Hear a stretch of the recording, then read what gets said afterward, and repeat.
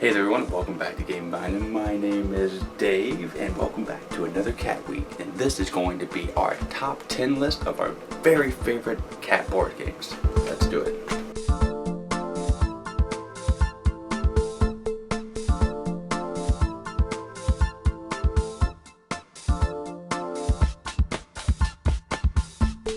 So welcome back and thank you for joining me again on today's list. Now this has been a long time coming because we have reviewed so many cat board games.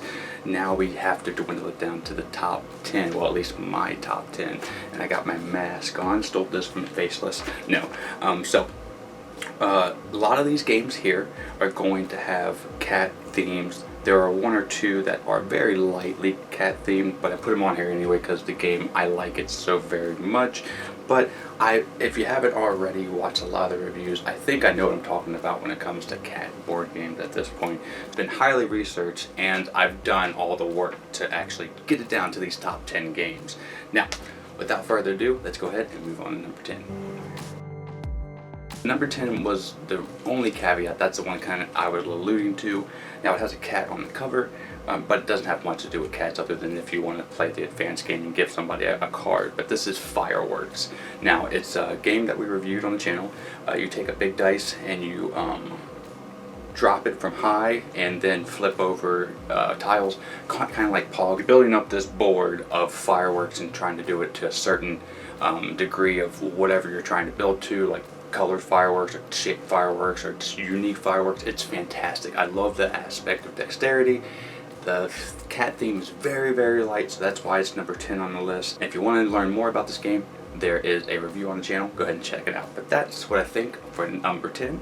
Now let's move on to number 9. Number 9 has a stronger cat theme in my opinion. It's Felix, Cat in the Sack, or I don't know what the other name is they're calling it now, but I have Felix, Cat in the Sack. Now this is a bluffing game. It's really silly. I wish the mice were higher produced, not just like little chips, but that's my only gripe with it. The fact that you can bluff and put in a dog and chase out the higher number and really screw over your opponents is just a hoot and a half. I had this game for so very long. It was hard to get, but I finally got it about 4 years ago, and then they reprinted it, and now it's easy to get. Story of my life. But it is a great game. We do have a review of this on the channel. Go ahead and check that out if you want to learn more about it. But it is number 9. So without further ado, let's go to number 8. So number 8 is definitely cat themed. It is Cat Tower. Now I have the Kickstarter edition, so it's got a little bit more flair, but basically this is a house of cards type of stacking game, dexterity, almost kind of like a Super Rhino more of. We do have a review on the channel if you want to learn more about it, but it's a very simple game, a kid's game in my opinion, but the visual appeal of it is just so fantastic, and the cats on it are so cute, so it takes the number 8 spot. So number 7, here we come. 7 is not heavy cat themed, but I love the game. I love the path building. This is Hot Tin Roof. The cats are there and you can definitely make the theme to be cat themed, but overall it's just a path building game to try to get these two pieces together. I like it. It's kind of a thinky game. It really comes to a close really fast. It's a slow burn build up, and then at the very end it goes basically all your pieces come together and you score everything. So you're gonna know you're gonna win in about the last 2 turns, and that's unfortunate, but it's still a solid game. We have a review on this on the channel if you want to go check that out. Number 6, here we come. Alright, so Kibble Scuffle is number 6. I love the gimmick of the box being the dispenser. It's a smash up variant, very light. The cat theme is definitely there, and I like Smash Up quite a bit, so this won me over immediately, and I wish that there was maybe expansion or 2, because you can't really replay it too much, but for what it is, it's a fantastic light game, and if you want to teach somebody a Smash Up aspect, and you don't want to just dive into the game itself, even though it's a simple game, you can show off this, especially if they are a cat fan. So that is number 6. Now let's go to number 5. Number 5 is a deduction game and a pun. It's Perlock Homes. This is a fantastic game. I had so many great experiences with this game, specifically with my partner, because she loves logic and deduction, and we like Sherlock Holmes, and the puns are not bad. Sometimes puns kind of eat me, but I'm totally okay with the ones in this one. It's very simple, easy to teach, heavy with the cat theme, and just one for the family that everybody can really play. It's not too competitive, and you can make it cooperative if you just want to take the competitive nature out altogether. But that was number 5. Let's go on to number 4. Number 4 is a game that just came out. It's Calico. It's a tile laying game, but very, very thinky. You're going to be in your head for a lot of the game. It's almost solitaire, and that is why it's number 4. It is a really good game. It didn't grind to a halt when you're trying to think out your moves, and there's so much AP in this. I think it would be maybe 1 or 2 more up on the list. But it sits here at number 4. It is a great game. I love the components. The cat theme is there. I wish it was a little more prevalent, and the fact that there's not a Calico on the front of the box kind of irks me. But I like the game. It just came out. If you want to check out the review, so go ahead and check that out. But that is number 4. Let's move on to number 3. Number 3 was my first love when it comes to cat board games, and it's Here Kitty Kitty from Fireside Games.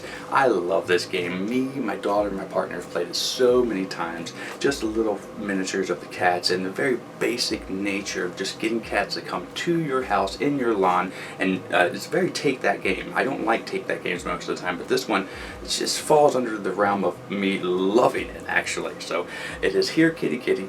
It's inexpensive, and it is going to hit home with any cat lover. The cat theme is one of the best on the list. So that's number 3. Let's move on to number 2. Number 2 is a drafting game, and I've played so much of this on my phone.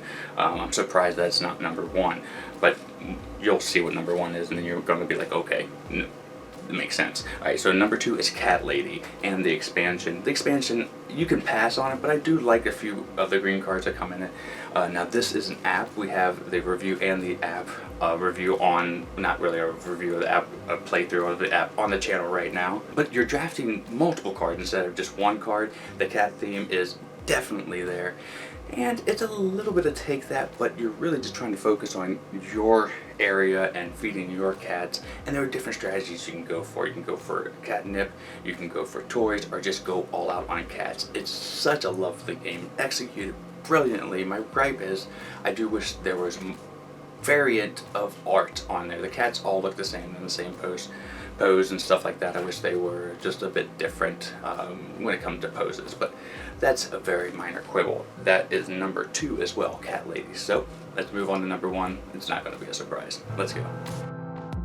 Alright, number 1 is Isle of Cats, and the late rival expansion is cool too.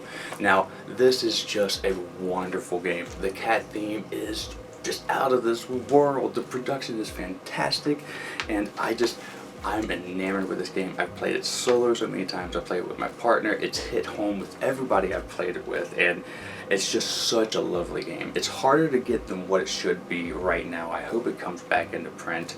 But this game, if it gets any expansion, anything at all, I'm going to gravitate towards it and get it. Now, like I said, the late rival expansion you can do without. It basically just raises the player count. If you wanted to have a larger player count for the Isle of Cats, I would say get the expansion, but other than that you could pass on it. But this is a tile laying game where you're trying to save cats and take them onto your boat in clumps of colors of their family and get jewels along the way, and then take them off to somewhere. But basically there's an evil pirate guy trying to destroy the island. So it's just a fantastical game, and we have a review if you want to learn more about this game on the channel. But Isle of Cats stole the number 1 spot easily. So thank you so much for joining me in today's top 10 list. Let me know what your favorite cat board game is down in the comments below. And until the next Cat Week video, I am Dave, and have a great rest of your day and a great time with all of you play. I'm out. Bye.